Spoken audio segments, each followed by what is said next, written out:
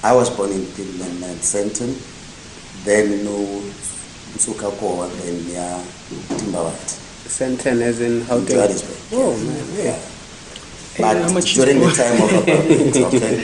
That was during the time of apartheid. The only thing that I can share is that I got married at a very, very early stage. I think I was 24 when I got married. Oh, okay. I was very, very young. In 93, I was in Cape Town. Okay. Yeah. And 94, I was in Cape Town. I had to come back here and vote and go back to Cape Town.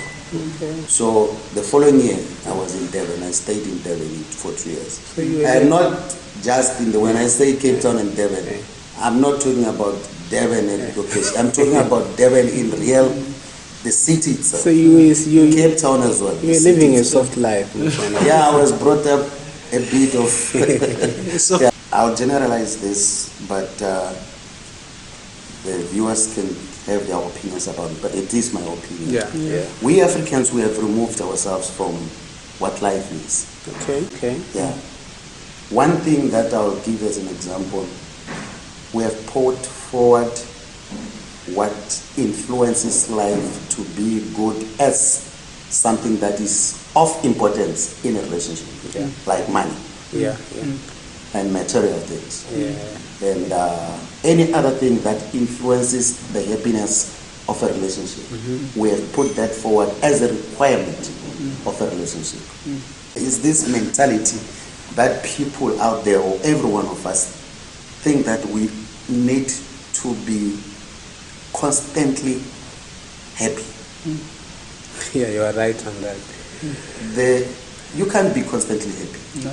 In life, whether you are alone, you are in a relationship, I'm telling you, even if you are a billionaire today, or you may go and interview a billionaire, there is no such thing that is called a constant happiness.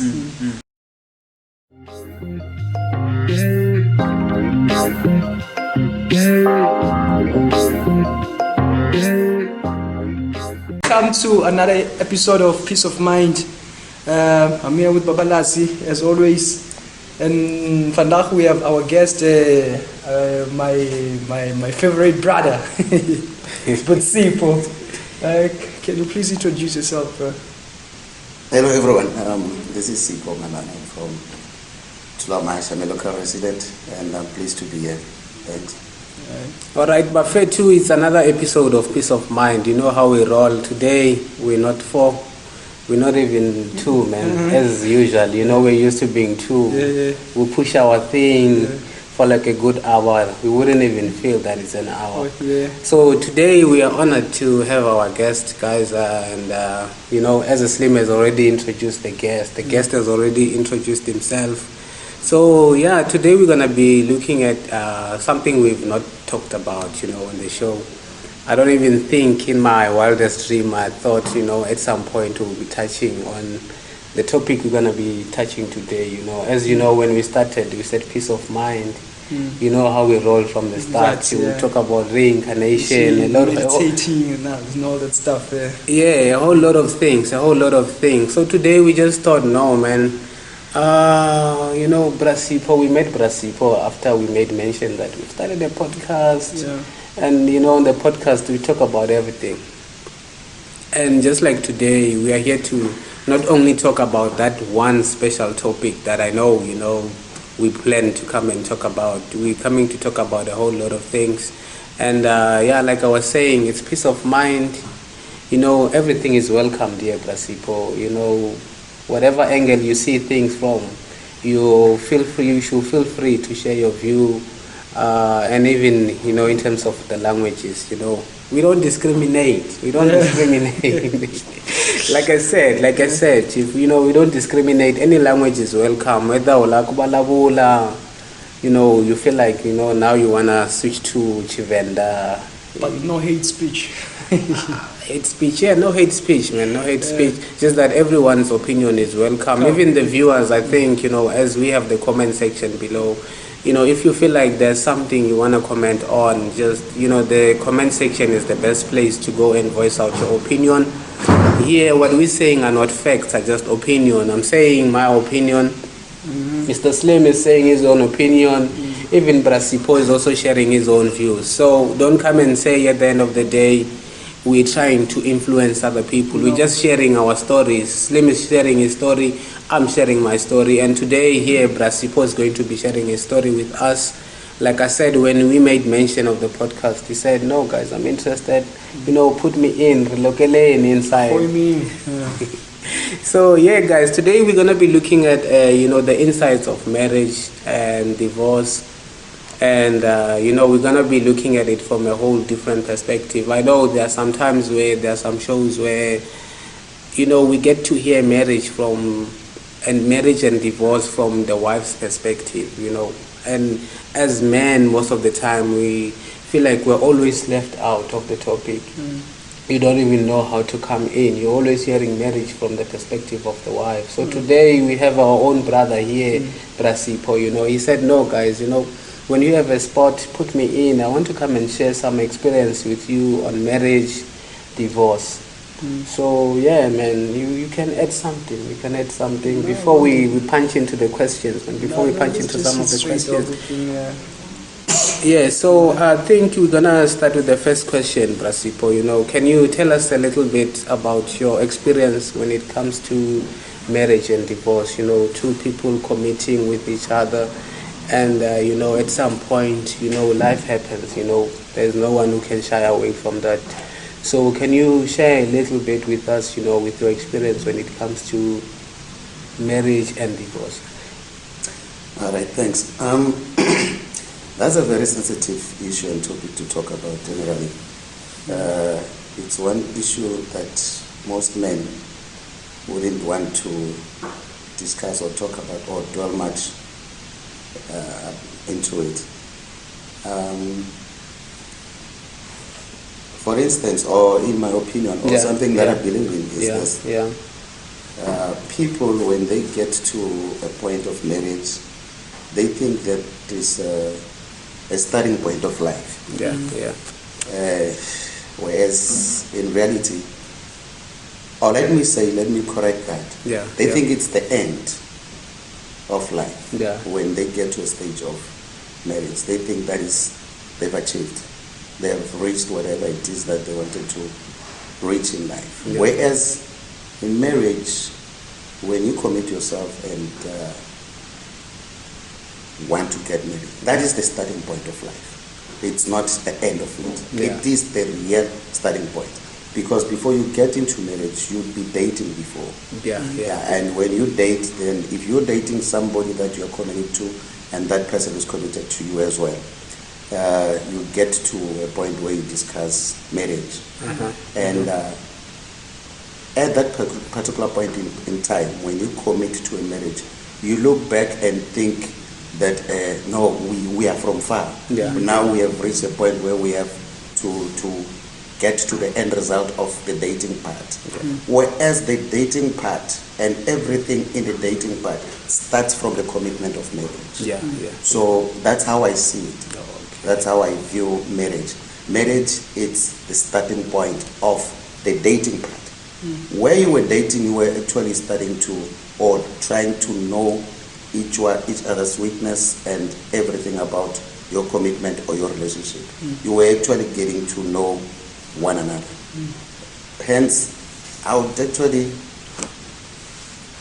say or suggest that the word dating should be changed to something else, which I don't know, because that is not it. So you don't feel like when we say two people are dating, we're not necessarily saying they're in a relationship? Yeah, we are not saying that. We are not saying that. Dating, to me, it seems very foreign. The word itself, I know it's an English word, but to us African men, it's very foreign, and it's very strange because that is not how we roll. That is not how we go on with the relationship part of it to the end. It's not like the European part of it, but also I wouldn't say I know much about European dating because what we see it on television. And with us, we see it in reality, in real life. And when you look at the relationship parts of it, it's not actually dating. It's a relationship that is going on in real life. So- and when it goes on in real life, you see two people getting to know each other. So kubuya kaya, I think we can say that when you're saying dating, it's something that we should regard to as a foreign thing. Yeah, it is. Kubuya kaya ngoku, dating doesn't necessarily mean kuranzana in our home language. Yeah, ngiyebula swona ku ikurandzana kahle kahle. Swi naloko swi vula ku Yeah. vanhu lava date or Yeah. swi ku no man, something It is sounds not wrong. sounds wrong. Yeah. No, it's interesting, man. It's interesting, and just to take us back a little, I think it will be good. We were just getting an insight of what we're going to talk about. Yeah, for I sure. think now we will be juggling back to something else again. Where can you, Brasipo, just give us a little background on who Brasipo is? The background. Where did Brasipo grow up? Who Yeah. was he with? When he was still young, those kind of things. All right. I grew up in various places, my man, but the place that took a really major part of my life. Yeah. I was born in Senton, then Nsukako, and then Timbawat. Senten as in how to. Johannesburg. Oh man, yeah. But how much during you the time of apartheid, okay, that was during the time of apartheid. Yeah. Basically, my mother got pregnant while she was in Nelspruit, Yeah. and she moved with her pregnancy to Central. That's Okay. where I was born. Okay. Then she took me to a parents that was at Timbabat. Oh, okay. So Timbabat ilan yokulela ko. Oh, All right. Njonza ko xikolo, sungula ko dyondza ko xikolo. So Timbabati loko ni karhi ni kula a ni tiva ku ri ku vele hi le kaya. just to put in a question there. Yeah. Timbabati, where is Timbabati? Akhonuku. Oh, Yeah, all right. I Akhonuku. didn't know fish. I didn't know. Yeah, Akhonuku. All right. So ni kulele ko kwale then ni sungula xikolo Amki. Okay. Yeah, then suka ko nya Timbabati. Kuna xikolo ndhawu le Timbabati ile Akhonuku, but kuna xikolo xi va vita va ku Timbabati again. Okay. Then from Timbabati higher school, primary school near Shobian. But Shobian it started Amakogwazi. All right. All right. Shobian it started Amakogwazi. It was two high schools in one place. Okay. Because Shobian Aya Agi Karoko. Oh. Then from there he moved to Shobian in Jonzako. And local figures standard 7. Yeah. And Yeah. you could maybe tell you standard 7. Standard 7. Yeah. Grade 9. Grade 9. Yeah. Yeah. Yeah. Then local passing standard 7, I had to move back. Not back. I had to move to Nelspruit. Okay. Oh, okay. So during all that time, I wouldn't even see one relationship and call it a relationship. We were still young at Yeah, the time. yeah. There was nothing serious. Yeah. Everybody in jail, and thinking that is something serious. Yeah. It was just something to play around. Yeah, Question. vele. Yeah, That's the starting point Yeah, that's the where starting point. wasungula vele. You cannot necessarily say, this is it. For sure. Yeah. Yeah. Then I moved to Nelspruit and standard 8 Kopalik and standard 9. But because I was seriously naughty, I was one of the naughtiest guys, but I was very cool. Yeah. Yeah, the way I was so naughty, I was so naughty to an extent, you wouldn't see it. But I knew how naughty I was. So you were one of those kids who seem to be quiet. Yeah, very But quiet. then in reality, is once Was, somebody gets to know you, they get to see the naughty side of The things. naughty side of this it. one. Yeah, so when I got to standard 9, I did not finish standard 9. I was actually told to leave the school because of the way in which I was not. Yeah, like I was involved in a brawl with the principal of that school Yeah. and some other guys or some of my friends because of a young lady that he was dating. Oh, so alwela bamacheri shapo. No, not really that kurme. Hey. It's that I was involved with that young lady. Oh. Yeah, so the guy was also involved with that lady. Yeah. So we had to teach him a lesson that, hey, antangawena. And fortunately we won. Yeah. But the problem... So did you only win the fight, or you only won It was the not chick? a physical fight. Yeah. It was just a tactical fight to win the lane.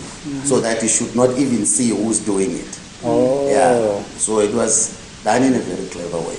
Okay. Yeah. Then after that, unfortunately for me, I was the light one in that group. Very light. And I had a different hair color. Yeah. It was... what is this thing that they're doing today? The blonde. Yeah, like those things that is trending today. We started it. Oh, okay. I could read like the around this time. When was it? Let me see. That was 1991. Wow. Yeah. Yeah, that's a long time Yeah, ago. that's a long time ago. 1991. Long before we was born, Chief. Yeah. So we started those things. Yeah. We started those things. So unfortunately for me, I had blonde hair and I was noticed, but I was also involved in that. Yeah, because Because of especially the hair and the color. especially the color, very You stood out. Yeah, I stood out. Obviously. So when we went back to school, because this thing happened retrieving. Okay. Yeah, so when we went back to school on a Monday, Yeah. then I was called to the principal office. Then I was told that no, pack up your bags and leave. Yeah. So I ended up going back to Larat. Finished my matric there. Then I left again, back to Nelspruit. And serious relationship, I wouldn't want to be personal about serious relationship that I was involved with. Yeah. The only thing that I can share is that I got married at a very, very early stage. I think I was 24 when I got married. Oh, I okay. was very, very young. But on the personal side of it, I don't want to dwell much about that. Yeah. Because there is something that we have to discuss, the issue of divorce as well. Yeah. So if I have to be personal, then it means I'll have to relate a story which happened between two private people. Yeah.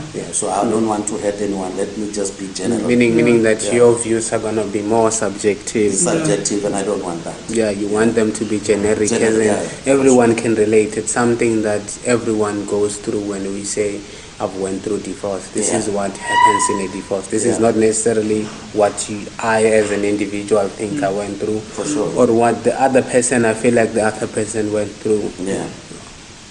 So that is that. My life was just normal. I was just an ordinary person. But one thing that stands out, even today, is I'm one person who loves people. Yeah. Generally, I don't care who are you. It doesn't matter to me. Oh. And it has been like that since I was a young kid. Oh, okay. So I wouldn't say there's just or anything that stands out in life except for the love of people. The love of people. So you always had the love of people. That's that. From a very young age. Very young age. So how was the relationship between you and your parents?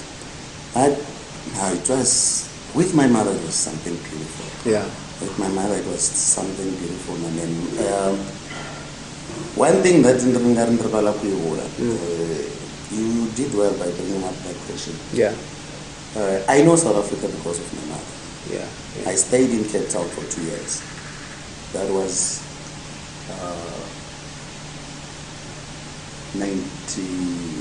before the elections of 1994. Yeah. In 93, I was in Cape Town. Okay. Yeah. And 94, I was in Cape Town. I had to come back here and vote and go back to Cape Town. Okay. So the following year, I was in Durban. I stayed in Durban for 3 years. So you were and not just in when I say Cape Town and Durban, I'm not talking about Durban and location. I'm talking about Durban in real, the city itself. So you Cape Town as well. You were living a soft life. Yeah, I was brought up a bit of soft life. Soft life. Then and the other fortunate part is this one in and I was brought up by a white person who was assisting my mother and bringing me up. Okay. So I learned so many things from this white lady. Okay.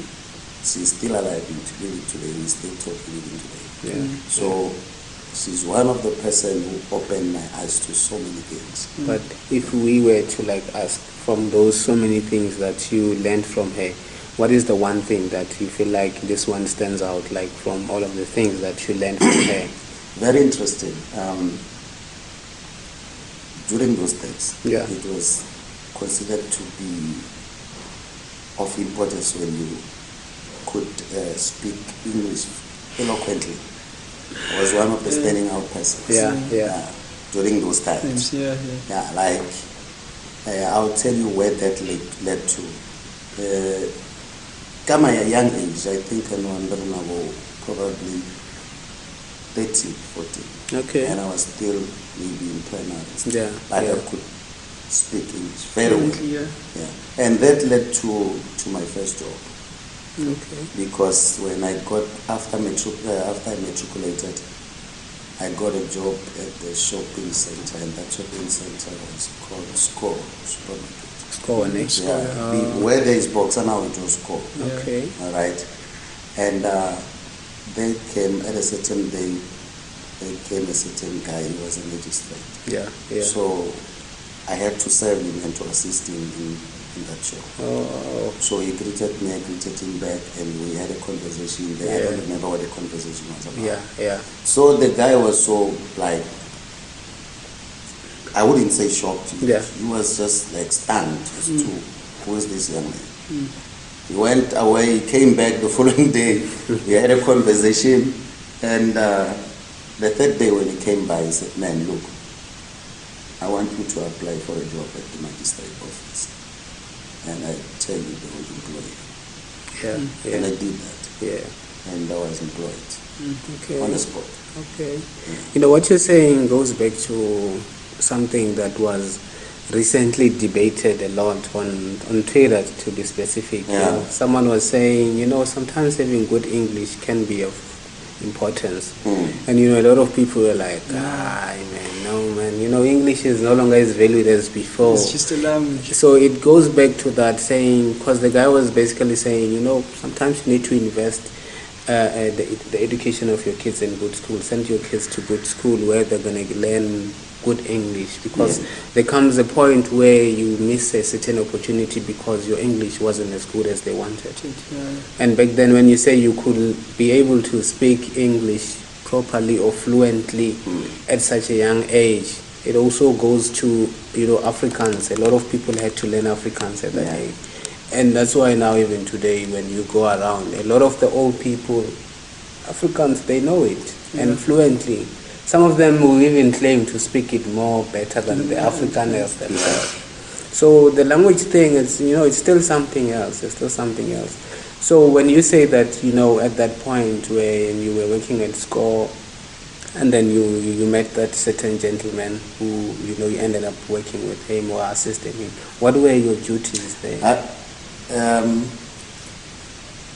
I wasn't actually assisting him. The gentleman was a magistrate. Yeah. And unfortunately he's late now. I wouldn't dare mention his name because after that he became the leader of a community, or a chief, let me put it directly like that. Okay. And he was my friend as well. We became very close friends thereafter.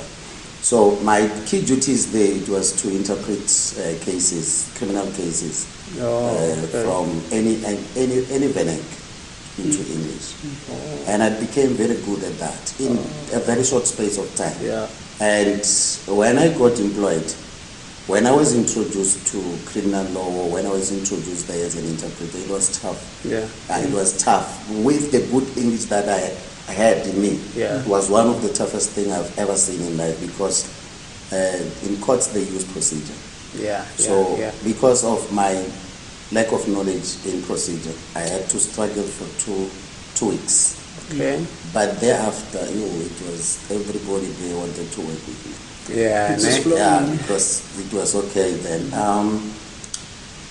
In about 3 years, I was then promoted to be a senior of the guys that I found. Then thereafter, I started training people. The other fortunate part that stands out for me in my life. God gave me this talent. I don't know how it comes, but wherever I went, I was able to somehow train people, train them, and whenever I left, they would be there and close the space that I left. Oh. So it was also at the magistrate courts. Yeah. Like the talent that I had in training people, Mm-hmm. I wouldn't say where I got it, but it just came naturally. You had it. Yeah. It just came. Even the people that are working there now, Yeah. you can go there now. So I've had this other brother. Yeah, they were trained on it, all of them. Yeah.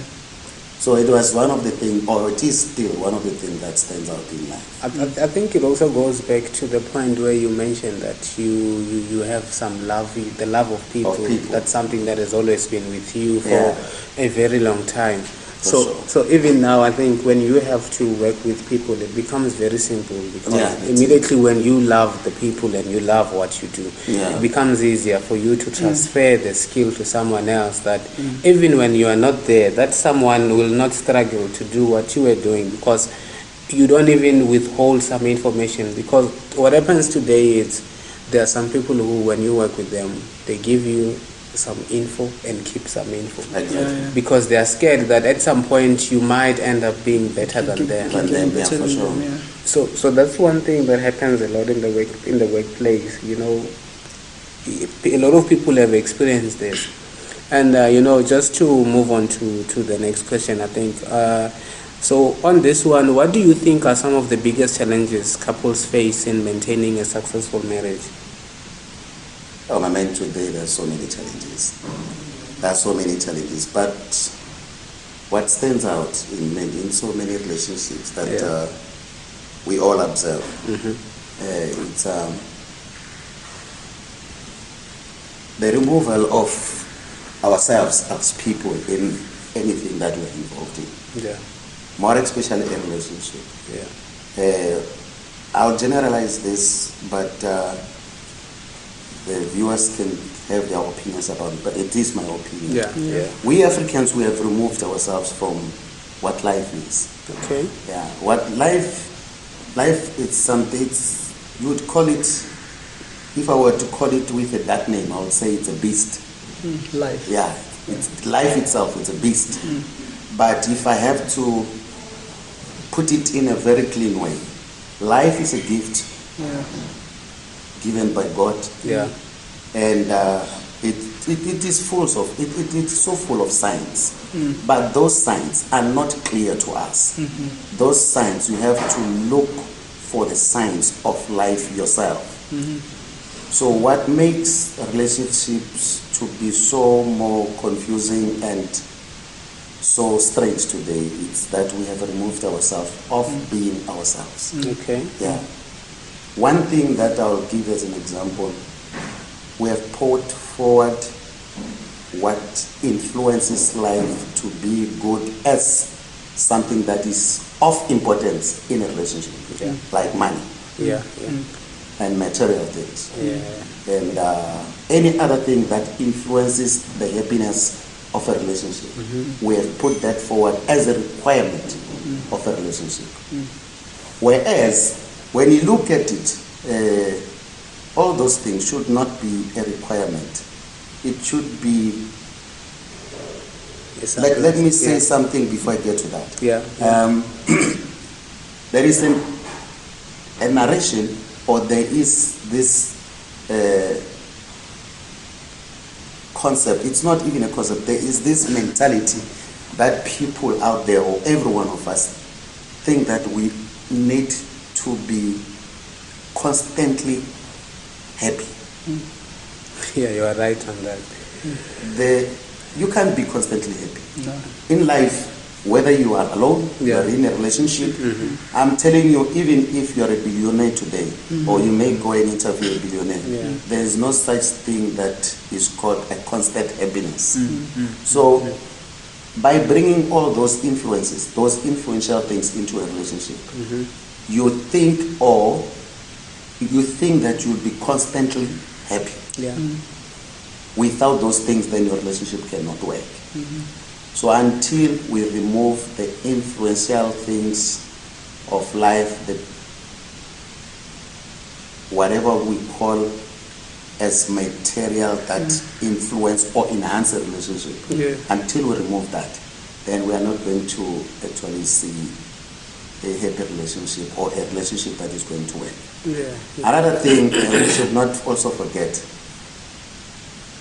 life evolves. Life is growing. Life evolves. We don't deny that life evolves. But we also lost our roots. Oh, okay. When I say we have removed ourselves from being ourselves, we have lost our roots. We have lost who we are. When you look at South Africa today, generally you can go anywhere, whether it's a deep rural area. Yeah. Each and every person there wants to be European, but they don't say it. They say it by a lifestyle. Yeah. And today, what will surprise you? Just need to do that. Oh, okay. Today, what will surprise you? Europeans want to be like Africans. Oh, okay. You ask yourself why. Why do you want to be like them and they want to be like us? Yeah, I think what you're saying, just to go back to, especially when you talk about people wanting materialistic things, especially in a relationship, and the point that you point out now that you can't always be happy. And the thing is now, if the relationship is based on the material things, that's one of the things that immediately when those things that you went into a relationship expecting, they disappear. The unhappiness, it comes from that. Yeah. And it also goes back to something that I was listening not so long, where some people were saying, before you go into a relationship with someone, you need to know how much they're earning. You need to know what is their credit score. Oh, yeah. You need to know what do they have, what car do they drive. Yeah. What work do they do?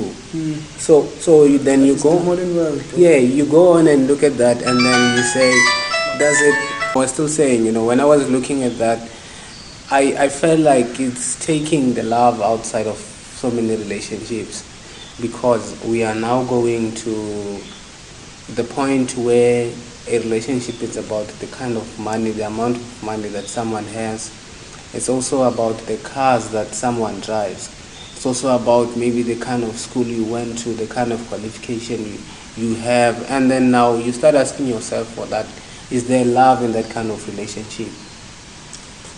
Yeah, let me go back to what I was saying. Like I said, we have lost ourselves as humanity. Yeah. But especially the worrying factor about that, it's us Africans that have lost ourselves. If you look at the kind of relationships that exist today and the kind of relationships that existed before, we can still have that if we can go back to ourselves and ask ourselves real questions and find out exactly who we are. Because we are all human beings, and God actually created something, or He gave us something that is much more beautiful than anything. That is love of humanity. Yeah. And if we can have genuine love towards each other or amongst ourselves, we can resuscitate that love. However, life today as it is, and the demands of it, and the demands of life, personal life itself, it makes it impossible for us to have the good, olden, beautiful days that we used to have today, because life is so demanding today. Yeah. But be that as it may, it doesn't direct us to actually hate a person and say you love that person, whereas what it is that you love is what the person has, not the real person. I think what you're saying also goes to the question I have, which looks at how has technology impacted the way in which we approach a relationship. Exactly. Recently, I think a whole lot of things have changed, and in which the physicality of things, it's no longer there in so many instances. Because so many things, you can be in a relationship with someone who's far away, as far as Australia, or as far as England, and then the only time you get to interact with each other, the physical touch is not there, but you get to interact with each other through technological devices, through gadgets. So in your essence and your views, how do you think technology has affected the way in which we approach relationships and marriages as of now? Is it that you would actually conceive it in your mind, or in your mind as well, that it has played a major role. Yeah. Because actually, the initial question that you were asking, Yeah. technology played also a major role in changing the whole vista, the whole view in how we view relationships. Yeah, yeah. Because as you were saying, that you can actually converse with a person who is in the United States over a cell phone, and there's no physical attachment to that person, but Yeah. the conversation would be there, Yeah. and you'd still have a relationship. Yeah. It is because of that, the development of technology, and it has impacted the relationship much more in a way that it's difficult to go back. Yeah, yeah. Because long before there was no technology, there was no development in that regard. People used to write letters to their girlfriends. Yeah, People yeah. would send young kids to go and call their girlfriends, and it Yeah. was working. Yeah. And those I wouldn't say today there's no marriage. There is marriage, Yeah. but technology, as you say, it has changed the concept of marriage. The word marriage is still there, but the realities, the element of marriage, Yeah. like I said initially when I said people think that when you get to the marriage point, Yeah. then you have arrived. Okay. Where else, that is the beginning point. Yeah. If you could actually do away with technology in a marriage, Yeah. if you could do away with what is happening today, Yeah. what technology brings into the marriage. Yeah. You know what is happening today? I'm still in your question. Yeah, yeah. I just want to give you various aspects that technology plays Okay. in the destruction of the word marriage. When you are in a marriage today, you'd be surprised visiting a person like me, probably. Yeah. I'm married, Yeah. and you visit me at home. If you were to sneak into the house, Yeah. or you could just come simply by not telling me that I'm visiting, and you sneak into the house, you would be surprised what you would find happening in that house. You would find that the other spouse is there, the other one is seated here where I'm sitting. Yeah. There's a television set there. But nobody's talking to one another. Each and everyone is on their phone. Yeah. You Yeah. understand? Yeah. Yeah. So if you could compare that with what was happening before, before the evolvement of technology, Yeah. you would find a different scenario to what I'm telling you now. Yeah, and I think while we're still on that, like, you also look at the way in which now we compare so many aspects within a relationship. Yeah. With, you compare this relationship with another relationship. Correct. Is it due to us being exposed to the so many relationships that we are exposed to, on maybe TV, on your laptop? You get to be exposed to someone else's kind of living, and then doesn't that bring the element of comparison within the relationship? Is it a good thing or a bad thing? That's a major question as well. It plays an important role in any relationship, Yeah. rather, not in Yeah. a marriage. Yeah. Comparison is bad.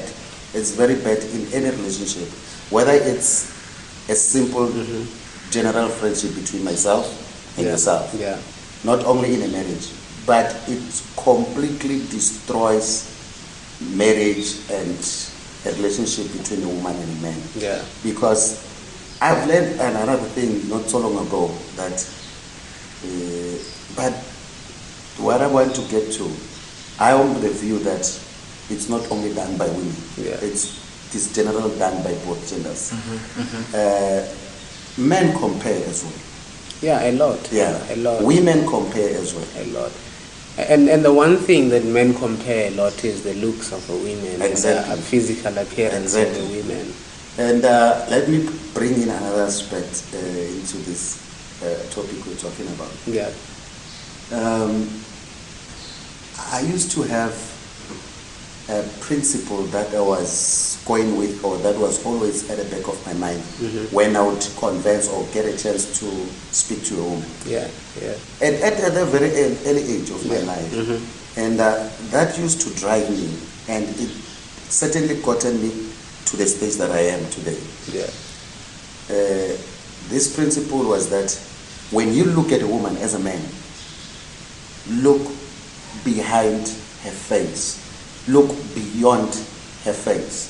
Then you would see that the person that you're talking to is simply just a human being as yourself. Because if you could actually remove the face, the beauty of a woman, Okay. and put it beyond your imagination, Okay. you would only find out that you are talking to another human being. Actually, what I'm saying is that exclude the beauty. No, I completely understand Yeah. what you're saying. Then you wouldn't compare. You're saying look beyond their physical appearance. That's what Exactly. you're saying. Yeah. Because there are a lot of aspects that a woman brings into a relationship. Yeah. Beyond just by looking at the looks. Because Yeah. there are some people who will be like, when I go for a girl, I look at the personality of the person. There are some who will be like, man, I'm impressed by the kind of respect she gives, her kindness. But then there are those who will be like, man, if she's not a 10, then I'm not coming. If she doesn't, the face is not impressive. That's very interesting. And that goes to the comparison, because you feel like we have seen people who look better than the person you are talking to at that specific time. And the comparison then comes from where you're like, okay, you envied women from the internet. You feel like only if she looked like that. So that's one aspect which I feel like, technology has kind of like brought in too much competition, if we can put it in that way. Yeah, for sure. For sure, but what I would like to add on that or to say is this. Are we still good, Chief? Oh, all right, cool. If you are a guy or if you are a man and you are seriously looking into getting into a commitment in a relationship, if you were to compare, if you were to give yourself an opportunity to compare, do not compare the physical display or physical appearance of a person. What you need to start comparing is the character you build with a person. Okay. Do not also actually compare a character of that particular person that you are in a relationship with. Okay. Compare the relationship or compare the character that you would give to the relationship that you have, not only of your partner. Yeah. A character that you yourself as a man will display and build together with your person. Oh, yeah. Because in a commitment, what is judged, it's not a personal character of an individual. It's actual, what is a commitment? A commitment is a character that you both partners, you would actually start to build and take it forward as partners. But then it would not be a commitment when one of you then starts to judge an individual character, not the commitment that of you both. of both people. Oh, okay. So if you can start looking at that and do right by that, definitely you will start to compare the physical appearance of each one of you. Yeah. And my man, let me get to the part of the marriage where I want to dwell a bit more. Yeah. And I'll say something that is probably it has never been said by anyone. You know. Okay. If you want to really know that you are in a serious commitment or in a marriage, love your partner when she's naked or when you can put it that way. Yeah. If you could love your partner when your partner is naked and really feel it that you love this person, and if we were back in the dark ages, the times of Eve and Adam, you would still love this person as this person he is when he is naked. I'm telling you, my man, you are in a serious commitment. So it's more like there's a saying, of when it relates to being naked and stuff. Because when you talk about being naked is when you talk about something that doesn't have other influential things. Yes, it's like when you say you love someone with the money or without the money. So I think it also relates to that. And also another aspect that I want us to bring is how important do you think it is for couples to have the same values and beliefs, in order for a relationship to work?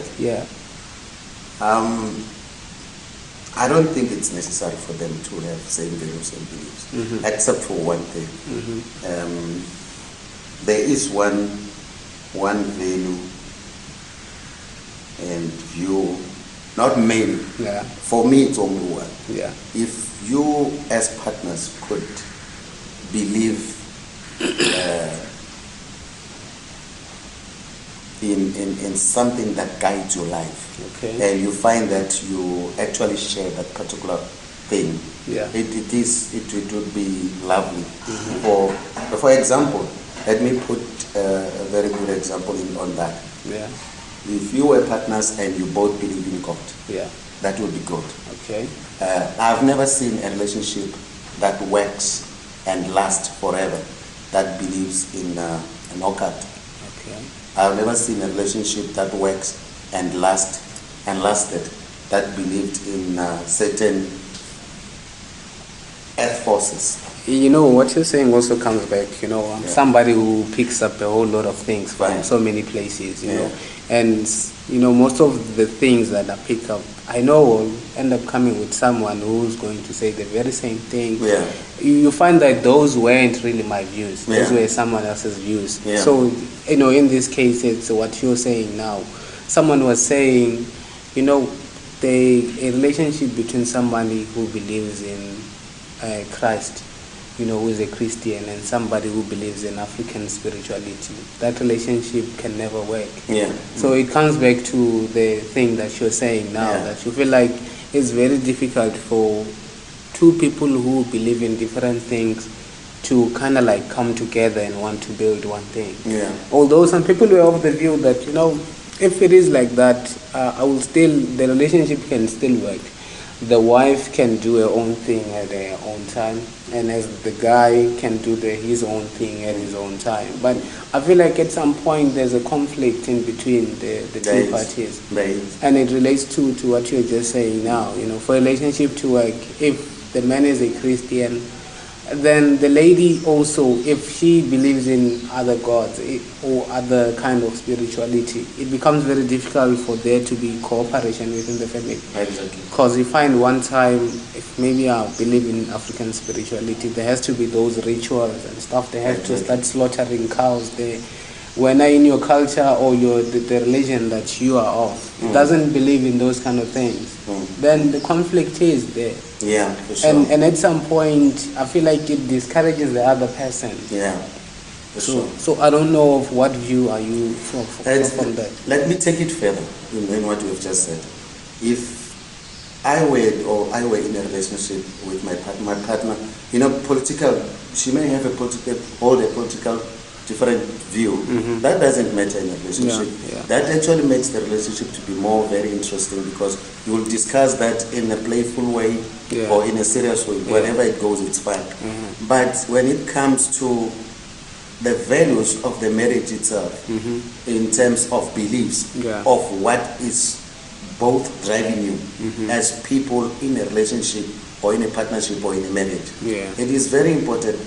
You may have married each other whilst the other is not, or is not believing in the same thing that you believe in. But it must be made sure that you end up both believing in the same spiritual guidance that will guide your marriage. Because let me give you an example. It actually happened, but it will come out as a joke. There is this guy. He was my friend. He was a person of popularity, was known. So he held a very high position. I wouldn't name him. I wouldn't want to name him. So he also had a wife. She was also of the same stature in the community, popular, and she held a very high position as well. So the woman was a Christian, the man was not a Christian. So he believed in African spirituality. So what he used to do, he used to go and consult whoever is called a spiritual person, African spiritual person. And what ended up happening was that he was told that he was about to be suspended at work for certain things that he did. So he went to consult and to seek assistance from this person. When he got there, it was on a Saturday, and on a Monday he was going for a hearing. When he got there, it was on a Saturday. He was shocked to realize and see that there were tents erected at the yard of the Okay. spiritual leader or the spiritual Oh, person. that the was person he was going to consult. Yes. There were tents there. Yeah. So he was just shocked as to what were the tents all about. So because he was fearful to get in and inquire what the tents were all about, then he got somebody next to the homestead of that spiritual leader or person.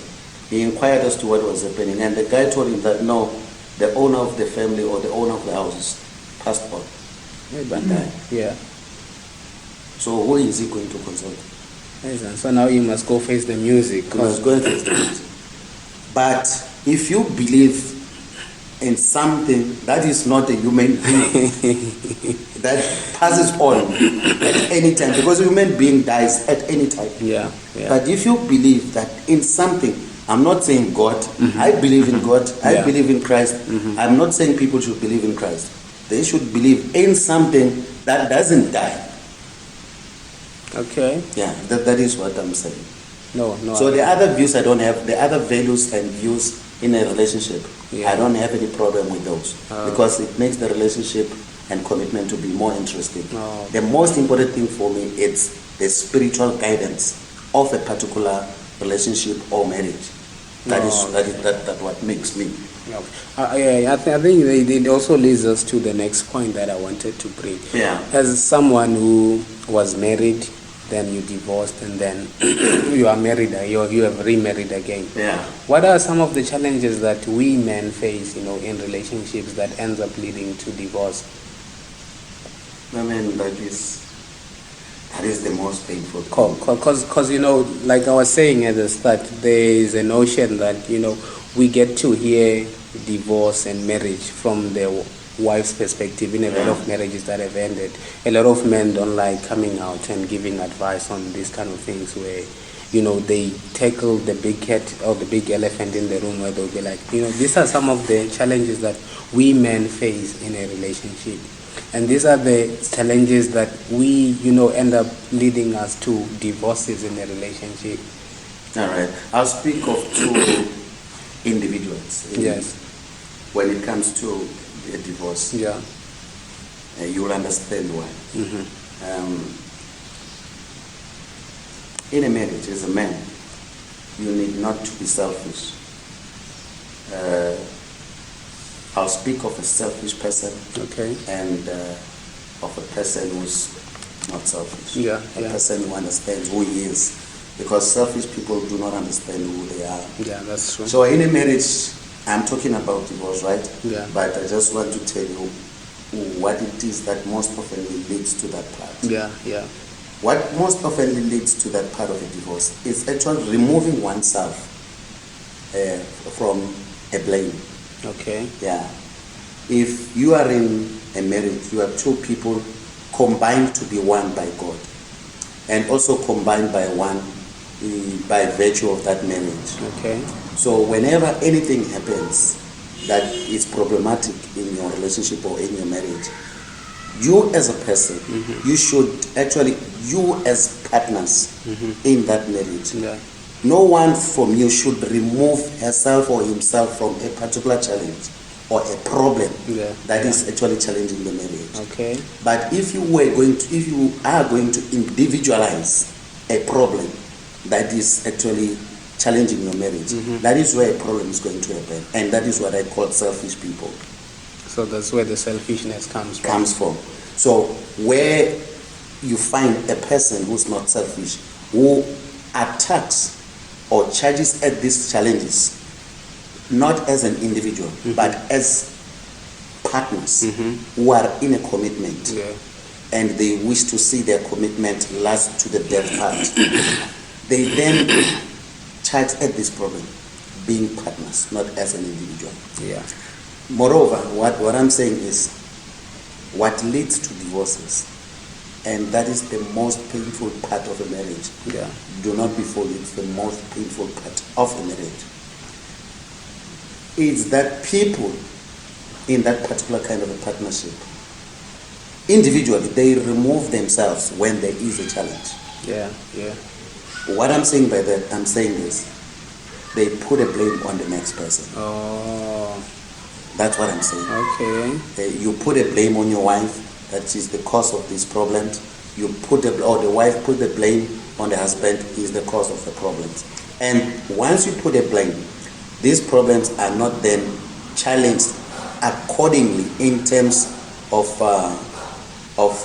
how the marriage functions. So that is where the problem starts. But there are certain instances where your viewers and whoever, even myself, can come and say, no, but what if your partner went on and to cheat on you? Because that is what actually sparks the fire of divorce. That is the issue of cheating. A lot of marriages are ended because of that. Of cheating. In that way, it's not all those scandals that should necessarily end a marriage. You see, something that you hear is something that you have been saying. It's something that you hear. Something that you have seen, it's something different to something that you hear. You're very right when it comes to that, because most of the time when there are those instances where there's cheating in the marriage, it's not necessarily that what ends the marriage. It's how the two of you then get to deal with whatever that has happened. Exactly. Because if then when you have to now find an amicable solution, but then there's still one party that is putting blame on only one person, and also there is no understanding between the two of you, then that's something that I feel like at the end of the day, you feel like, what is the point of now trying to even fix something that already somebody else is saying, I don't feel like there is a point or there is a need for me to even understand that. Let me still go back to a selfish person and an unselfish person. You see, an unselfish person, whatever it may be, whatever the case may be, whether it's as a result of cheating or whatever scandal is there, that person, the initial step that he would take or she would take is to stay and try and resolve whatever it is causing the marriage to be problematic. The initial step. People who are unselfish, they stay. People who are unselfish in a marriage, they stay. They stay not for the sake of staying. They stay and try and resolve the problems. But you may find a situation wherein whenever you stay, the problems becomes much more bigger, and you become more confused, and you are trying to resolve the issue. That frustrates the other partner. Then the end result is what? The end resolution is to leave. I had another guy not so long ago. He said many people, they stay in a marriage because of children. A lot more. There was a topic about that. I was also involved in it. You should not stay because of children. You should not stay. So you're not saying children are not supposed to be one of the reasons that you people should end stay. up saying in marriages where they feel like, the love is no longer there. I'm just there for kids, because that happens a lot, especially. You should not stay. Recently I do not want to dwell much about that, but I was in Torha. I had challenges that I would not mention here, and I had to meet with the chancellor of the university, and he asked me a question. He could detect that I was not a good space at that particular point in time. Then I narrated to him the problem that I had, or the challenge that I had at that particular point in time. Then he said, but whatever it is that you are saying, it's already happening. There's nothing that you can do about this. It's already happening. So let that situation be. Let it continue, because you cannot do anything There's about nothing that you can do to change something that has already happened. So in case of children, let me tell you, if there is a divorce, and you as parents, you owned up to it, but there are instances where parents fail to own up, to take responsibility. And it may be one of you, or both of you, where you fail to take responsibility of your own actions. Yeah. That's where the selfishness comes from. You fail to own up and be responsible for your own action. Instead of owning up, then you blame the other person. Yeah. Whereas it should be like this. You should both own up. Do not blame each other. Even if this other person has made a mistake, approach it with the mentality that we are two. We are a partnership in this particular point in time. And it is our commitment. Approach it with the mentality of resolving the issue. Yeah, and also to that, it's just that I don't have that much experience when it comes to marriage. I don't even have experience when it comes to marriage. Yeah. But then one thing that happens is you find parents arguing in front of kids. Exactly. That is true. As I was saying, it would not assist any or the marriage itself if you stay because of the kids. Because in any event, you are no longer happy as partners. Yeah. Okay, you are no longer happy. The children, they are happy because parents are still together. the parents are still together and they are happy. Yeah. Right. Let me give you a practical example of that. Yeah. Here's a tree. All right. Yeah. It grows and it becomes green. All right. Okay. The roots. What makes the tree to be green and grows up? It's the roots. They sink in further deep to the earth. Now, what happens when the roots dry? The green is no longer green. It's no longer there. Yeah. Maybe even the stamp of the tree. Yeah, obviously the leaves are going to start falling off. That's the first thing you're going to see. The reason why the tree is drying up is because we were still on the challenges, that people face in marriages. I think now, just to move on, we can now look at the way in which, people who are in a relationship can somehow find solution to conflicts in a healthy way, because most of the time it's not like when I said that it's not necessarily the problem that causes the divorce or that causes the conflicts in a marriage. It's the way in which people are unable to solve the problems that are there in a healthy way. Like you said, that there are some people who in a relationship who, they find it easier to blame the next person. Whenever there's a problem, instead of solving the problem together, the thing is they still have to put the blame on you.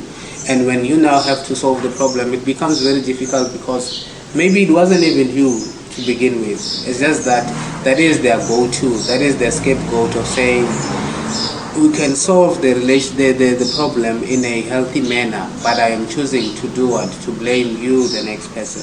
So from your view, what do you think are the ways in which, people who are in a relationship can try to solve problems in a healthy way that doesn't lead to a situation where the other person is feeling more guilty? Yeah, like I was saying, let me just finish up the question, the example that I was giving you of a tree. The reason why I said you should not stay because of children, you see, it's not the tree that is the children. It's not the tree that is the parents. Yeah. It's the children that is the tree. Oh, okay. The roots are the parents. Okay. Because you see, the tree doesn't get to be bright if the roots are not there. Okay. So the children get bright, they get happiness because of the roots, because of the parents. So parents are the source of happiness of the children. So if the parents are not happy, definitely the children would not be happy. They will get more confused. So instead of staying because of children, rather seek another reason for you to stay. Now, let me go out of that one. The way in which I see this is that partners in a marriage, they should seek ways in which to resolve their issues that would not lead to a divorce. It's not easy. That is why it's a marriage. A marriage was not meant to be easy. That is why I said initially when we started that it is not the end point of partnership or of a relationship. It's a starting point. And it is where, because initially when you were in this initial stage of a relationship that we call dating in English. Yeah. You were not actually building your character as two people. You were each individually living separate lives at their own pace, at your own pace, and you were not even aware that you need to build your character as one. Your characters as two people must become one and build that.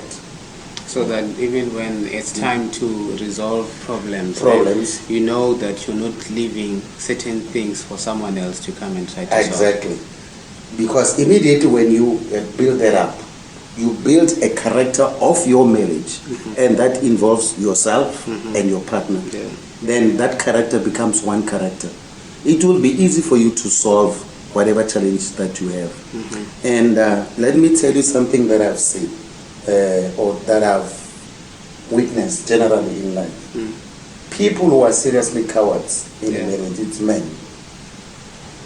Why do you say that? The reason why I'm saying that, I'll put it in two phases. You'll understand why. Men are cowards in a marriage. Women are cruel in a marriage. Okay. All right? Okay. Let me tell you. People will come with their different opinions. It's fine. It is my opinion. Yeah. Men, when as a woman has done something wrong in that particular kind of a marriage. Yeah. A good example would be cheating. Yeah. If a woman is cheated on this man, this man says, no, I don't have time to negotiate about that or to talk about it. Yeah. Actually, that says to me, you are done with me. Yeah. Because you had the guts to go and sleep with another man. Okay? So there's no need to really sit down. Yeah, to really sit down, talk about it. Yeah. You don't even want to bother yourself and try and find out what actually led to that. And the reason for this woman too may have done that, it could be because of you. You don't even want to look at that. That is why I said initially, there is a selfish man or a selfish person and an unselfish person. So we become coward because when there is that kind of problem where, let's say, the one partner that we have cheats on us, we don't even bother to sit and try to find out the root cause of the problem. The real reason. And then the reason you're calling women to be cruel is... The reason why I'm calling women to be cruel is that thereafter, when they realize that the man doesn't want even to entertain that, they turn the whole thing, okay? They turn the whole thing, and even if she knows that, yes, she cheated, and the man doesn't want to discuss that, then they turn a man to be, they turn themselves to be a victim of that particular thing, because the man did not want to even discuss that.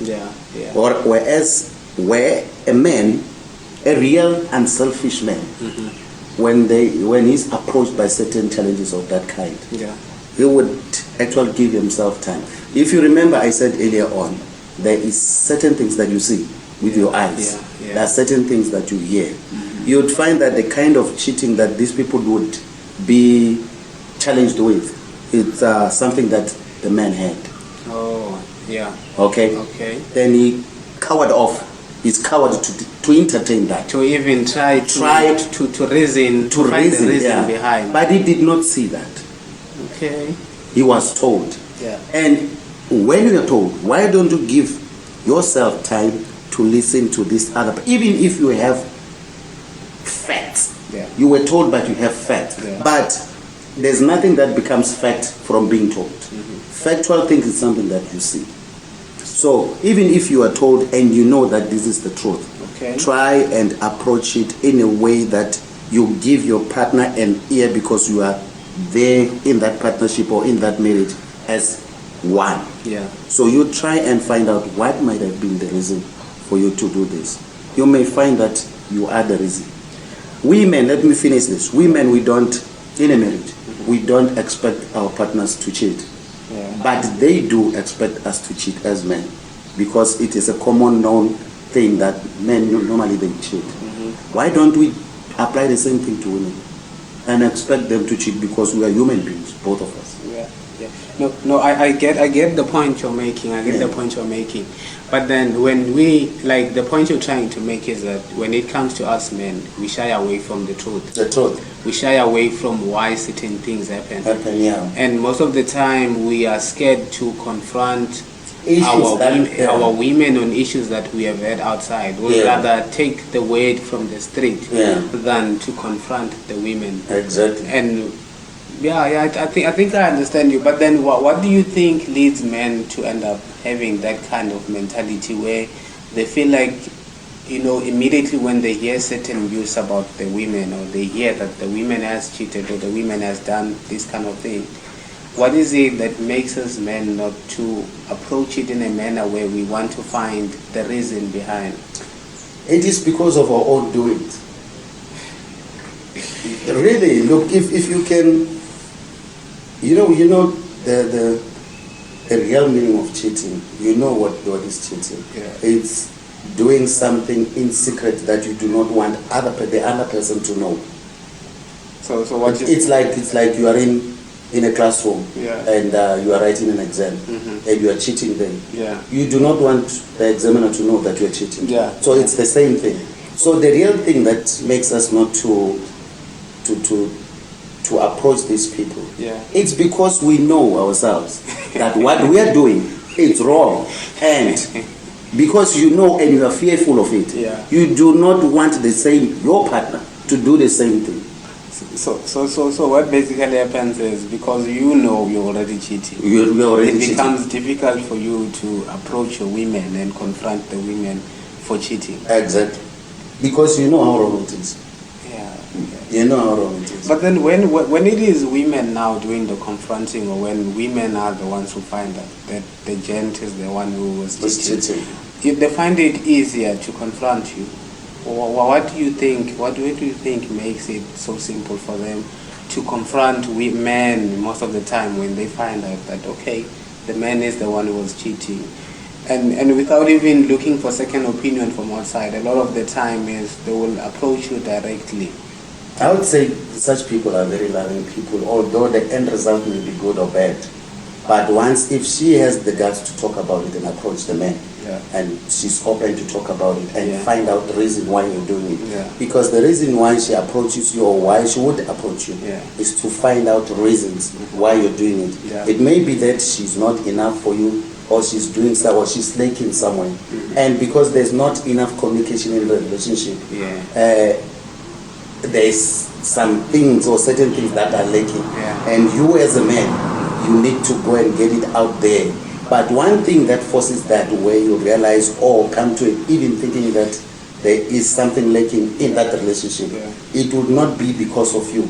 It will be because of outside influence. Be that friends, be that technology as you spoke about, be other elements or influential things that tends to destroy the marriage. But also, I don't know if maybe this could be a reason. I feel like sometimes running away from confronting a person also makes you, like you said, first thing you'll be guilty yourself. For but sure. also, again, does it not mean that we don't want to, there are certain things we don't want to face? Because it means you are running away from solving the problems that could be there. And the minute you run into another relationship, don't you think you're going to also face the very same challenges Exactly. you somehow said, no man, let me just cut it here and not even try to solve? Exactly. That is why I said men are mostly coward. Because when you are approached with the same issue that you fail to approach this person, or you would approach that person, accuse her, end up leaving that person. When you are approached about that, because of your guiltiness, you then shy away from being confronted and spill out the truth. You would actually have escape routes where you would say, this is the reason, that is the reason, that is, instead of pointing out to a direct reason. And the direct reason may be that person will confront you. Look, you are lacking in, or you are not enough when it comes to this certain part of your life. You insult me, or when I talk to you, you belittle me. Certain things like that. Or in bed, there's something that you do not get because you believe in certain things. Because men are so venturous. Actually, both genders that are so venturous. Yeah. They want to venture into certain things that we should not even be venturing into. And sometimes when you find that you were scared to confront the person of why certain things are not happening, there's no way in which you're gonna understand why a certain thing happened. Because from your own belief and the way you picked up on the street, you're going to stick to that, only to find that the reason something happened was necessarily had nothing to do with what you picked up on the street. For sure. And also, while we're still on that, there's this point where there are people who stay in marriages where they're not supposed to still be in, because they are scared of how people will perceive them outside, more especially friends and family. Yeah. So in your case, as somebody who married, got divorced, how was it like? I think even during the part where you were now saying, okay, here's how things are, it's better we both separate. Yeah. How was it like for you, And also after the whole thing had happened, what was the reception from people who were around you, people who were close to you? And to people who I think of others, it's very typical. I'll suggest now to anyone who would watch this podcast, shy away from admiring people of whatsoever standard. Actually be an admirer of yourself first. Then you'll be able to admire others. People. Moreover, every decision that you take, it be your decision.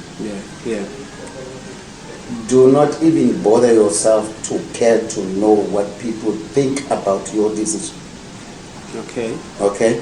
Because you should remember, your life as a person, as an individual, it's not intertwined to others' lives or to other people's lives. You are here to only live once, and it's your own life. So if you bring in other people into your own life, then you are actually saying to yourself, you have so many different lives. All right, fine. There are so many of us in this world. So many of us. It's only you who have got that choice. If you are going to allow people to make that choice for you, it's not your choice. If you are going to allow people to make that decision for you, it's not your decision. So everything that it comes, if it has to be a certainty, it has to be your decision, your choice, without people's influence and without you looking at what other people think. What do they perceive you to be? What is it that you're losing? What is it that you're gaining? Because that is not going to help you. It's not going to take you anywhere. You stick to your own decision. You are an individual. You are made and created by God to take such decisions. And what brings more wisdom in life is to take the hardest decision. A decision that may even kill you. A decision that you do not even know that you wake up being healthy or not healthy the following day. A decision that you know that it's dark and you have taken that decision in the midst of darkness. After having taken that decision, probability is that if you stay strong with that decision, you'll see light very soon. So when it comes to a divorce, taking that decision is not an easy man. It's not an easy thing, man. It's one of the difficult things that any party, a man or a woman, would ever come to. And another surprising thing that will shock you in this day and time, it's when people divorce, you will never hear them, both of them, that we have divorced. When you go around, you don't say we. You forget that you coming from a commitment, a communion, you coming from a commitment of a marriage. You're no longer using we. You're using I divorced her. And she also says I divorced him. Why don't you say we are divorced whenever you are asked? Don't say I divorced her. Because it was about the two of you. And when you agree that okay fine, let's divorce, the decision was taken by both of you. Even if it was taken by one. But the fact that the other one agreed, it was the two of you. Even if there's no agreement, So it then it must be we. So it wasn't just your decision alone. No. But then the cannot- minute you cannot go be. outside, it's I divorced her. I divorced them. Trying to make yourself put yourself in a In a better way. position. Yeah. It should be we divorced. No, I completely understand. And when you get into a marriage, what did you say? We are married. We are getting married. We are married. Yeah. Why are you still not using the same? I think you're right. You know, when you are still in a marriage, you are Married. inclusive of so many things. Yeah. You include the other person in so many things. And even if you were to put it in past tense, Yeah. we were married. Yeah. Okay, if you say that is clear English, let me put it clear to you. Yeah. Even if you put in past tense, you would say we were married. Okay, fine. Let me put it in a present tense or in a similar form. Yeah. You wouldn't say I was married. No. To whom were you married? Were you married to yourself? It doesn't make sense. It doesn't make It sense. doesn't make sense. It doesn't make You would sense. say we were married. Yeah, that is so true. That If is you so say true. I was married, then another person would ask to who? It goes back to this thing where someone was talking about it, was saying when people are getting married, they want the whole world to know. To know. But when they divorce, they keep it away from the whole world that they Exactly. wanted to know. Yeah. And also when they are still in the marrying process where they are marrying each other, They invite everyone. they invite everyone. What about when they divorce? When they divorce, they don't even want anyone to know why they divorced. That is where it goes. I divorced and I divorced him. I divorced her. It should.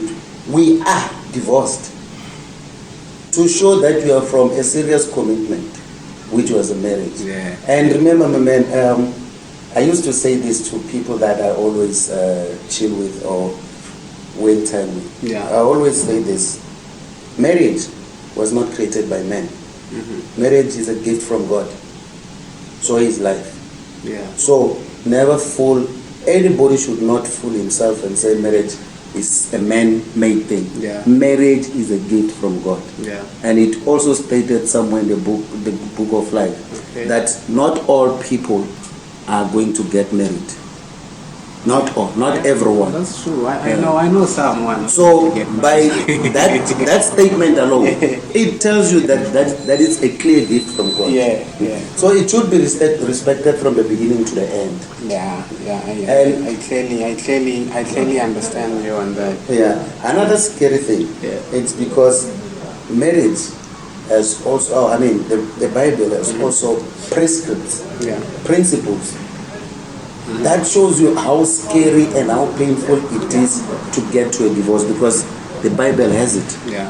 Yeah. So it's not an easy thing. Yeah. So I think now going to the next point, from a man's point of view, what are the challenges that you face, like after divorce, then you find that you had kids from that marriage, and then now the kids' attention has to be divided.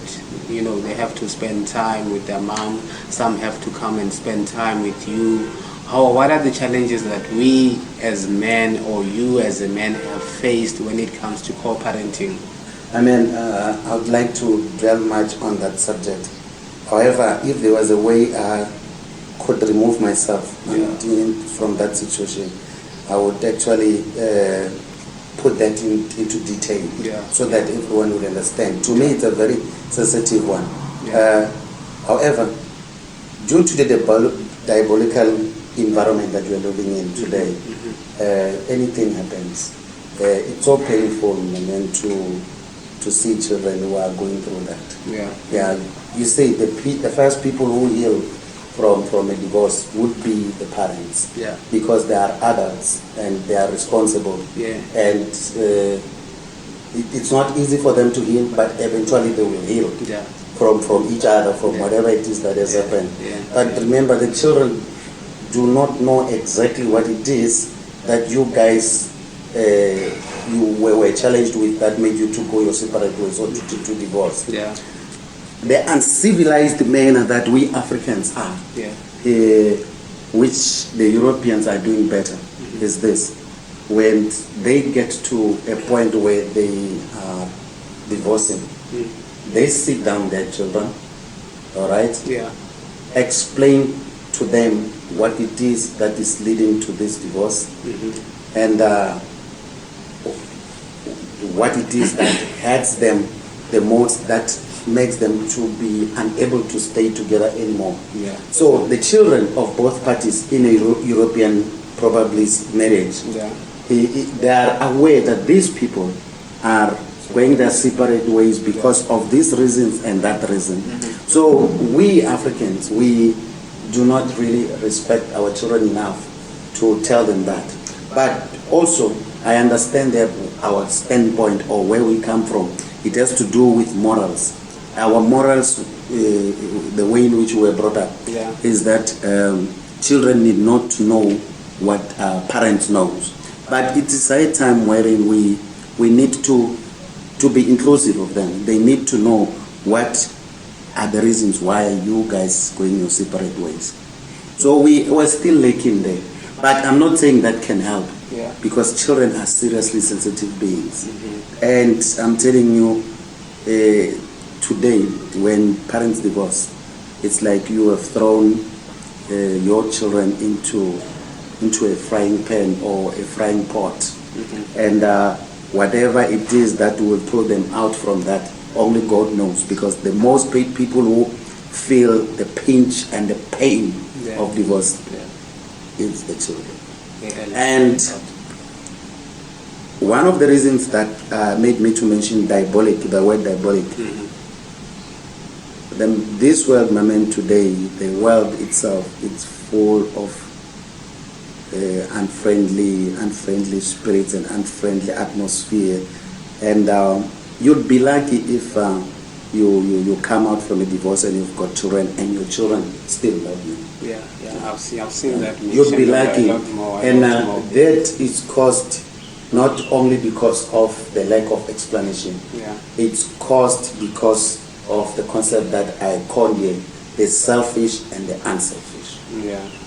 It's caused by that. Yeah, and also I feel like, sometimes it becomes very selfish of one parent to try and deny access to the other parent, access to the kids. Yeah. Because what happens is, just because the two of you have separated, it doesn't mean you should separate the kids from their own father, the kids from their own mother. Exactly. But then in a lot more situations, you find that is the case, where if either maybe the father is the one who is in possession of the kids, they are denying the mother access.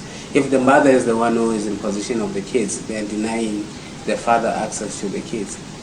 Another aspect that I would think might actually reduce the number of divorces. Another guy, a statistician and also a certain pastor.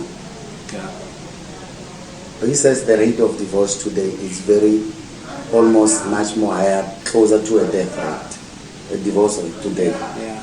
And my view is this: if we were to reduce the divorce rate, it's only if we Africans. It's my view. I'm not saying it should be applied everywhere. And somebody can actually be against my view. It's fine. Yeah. If Africans were to be allowed to marry as many wives as they want, and whoever they chooses, that can actually reduce the divorce rate.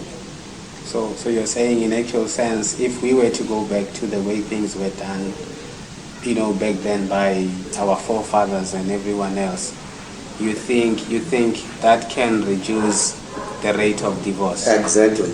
However, I for one do not actually go for that. I wouldn't marry two wives. Yeah, but I believe as a general thing, if Africans were to be allowed to marry as many wives as they want, divorce rate would go down, because it will also reduce this standardized thing of men having outside the relationships. Yeah. Because it means that they will have to now be open to their current partners, that there's someone else I want to bring into the picture. Yeah. I think we've covered almost everything that we wanted to cover. We've given insight on a whole lot of things, with regard to marriage and divorce. So I think in closing, what advice do you have for people who are considering getting married? My advice would be, it's contained actually in the same discussion or in the same thing that we were talking about here. One, stop being a selfish person. Yeah. When you want to be committed and get into a marriage, you should know and remember that you are an individual, and the person you're marrying is also an individual, and that particular person is living her own life or your own life. Start building a common character in the marriage, and the character should not be individualized. It should be a character of the marriage. Actually, there should be rules, principles in how you want the marriage to go. If you build the character as one, there are very limited spaces where I see that marriage would actually go until to the end, until death do them part. Oh, all right. Yeah. No, I think we've covered almost everything. This is the end of our interview or our podcast for today. Thank you so much for honoring the invite. I believe, even next time when we're having some other topics, we would like to have you on the show. We discuss a lot of things like I've highlighted at the start. No, thank you very much. I feel very honored to be in this podcast and to view out my views to the general public. Let's hope people will comment, and no one is actually sidelined to say whatever. And opposing view, it's a beautiful thing. Yeah, it's a beautiful thing. Very beautiful. One other aspect that I would like us to do, let me say it here, that will please me, because I would love to, or the people out there to have that insight. It's the criminal space. The criminal space. Actually, to dwell much more or to educate people about on that, more especially about criminality or criminal law, or to let people know about how court works when it comes to the criminal aspect of life. No, I think you're probably out of time now. Then I think so in much. the next one, like you've highlighted, with the topics that when we are discussing on, because we even spoke to someone, I think, we made mention that, when we have topics that are around that, we can invite him. I think, was it Katleo? And he was talking about, unemployment and so forth. So even Sipho saying, when we have those kind of talks, we can have him on the podcast and then